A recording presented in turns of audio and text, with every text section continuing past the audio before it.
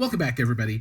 I'm Jiles, and today we're going to talk about subwoofer setup. Now, in front of us, we've got a Starke Sound SW15, and watch out for the review and measurement video on this subwoofer coming soon. But today, I wanted to talk a little bit about the different components on the back of a subwoofer that has an integrated amplifier. And this is going to be most subwoofers that you buy.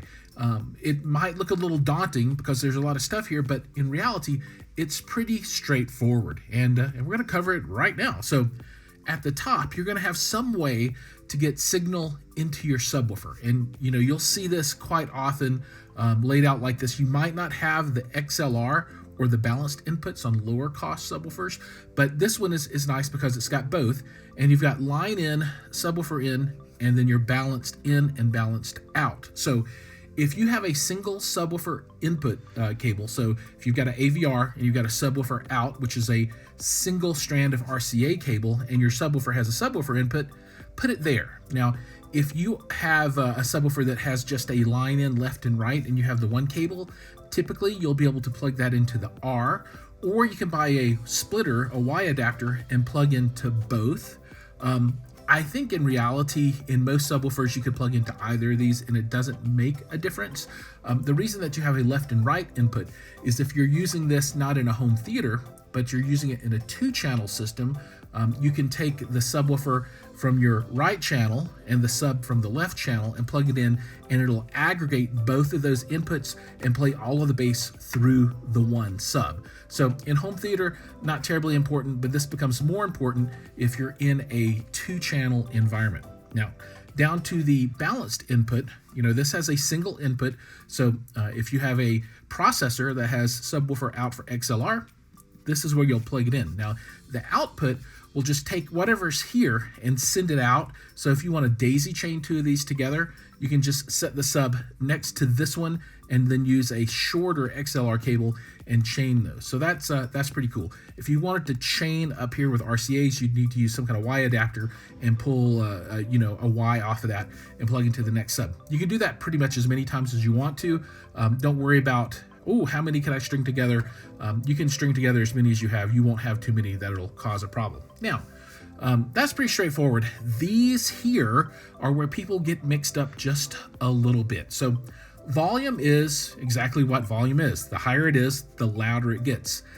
People say, well, should I put it on 10? Should I put it on 0? I would say, while you're setting this up, just put it in the middle and then see what it sounds like, right? And you can adjust it up from there. Some people will be like, oh no, put it all the way up on 10. I don't like that. I like to have a little play in mind. So I put it here in the middle, and then I'll control the master volume from my processor or my AVR upstream. And if I need to do a quick tweak, I could just run over and turn this a couple of dots either way to get it right where I want it. Phase, this is another one that people really don't understand well. And I think the easiest way to describe this is kind of like a time delay. And the more you slide this over to the 180 degrees setting, the more time delay you get.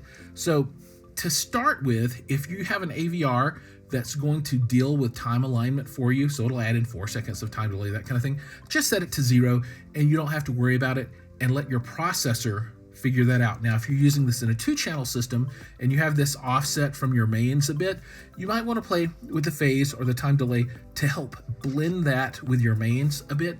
But in home theater world, typically you don't need to use the phase adjustment on the subwoofer. Now, let's get to crossover. Another one where people get tripped up. In home theater, for the most part, you're going to use the crossover that's in your processor. So you'll have this set to 80 hertz or 120 hertz or 40 hertz or whatever you have it set to in your processor, and that'll be a low pass filter, meaning that is sending the low stuff to the subwoofer. So what you want to do is you want to jack this up as high as it goes so that you're not really impacting the crossover that you've set up upstream from this device, right?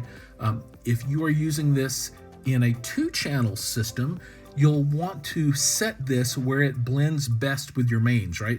You want your mains to play down as deep as they can without struggling, and that's when you then want to cross over and blend this in. So if your mains can play down to, 60 hertz, maybe you would set this around 70, something like that, to help blend it in. So it really depends on where your mains are.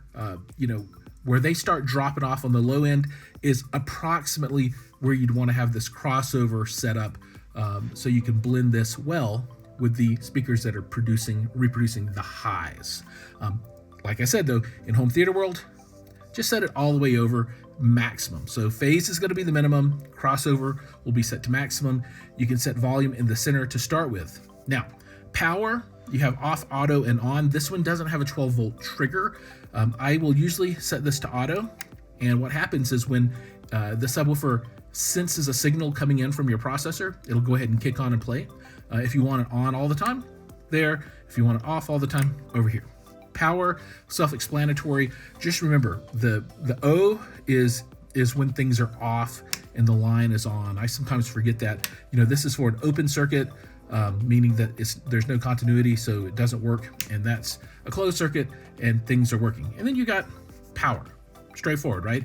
To cable this, it's really as simple as all this. Just turn your power off, plug in your power cable. And this is a nice Shinyata power cable. And then whatever your input cable is, you'll plug that in. I've got XLR because I'm schwanky and fancy. And then you'll click this back onto on and things will be good to go. Put this on auto and it'll wait for a signal and your life will be good. And that's it. Hopefully this has been a little bit of help to help you understand what all these are on the back of a subwoofer. If you've enjoyed it, like and subscribe, do all that stuff. See you guys in the next one.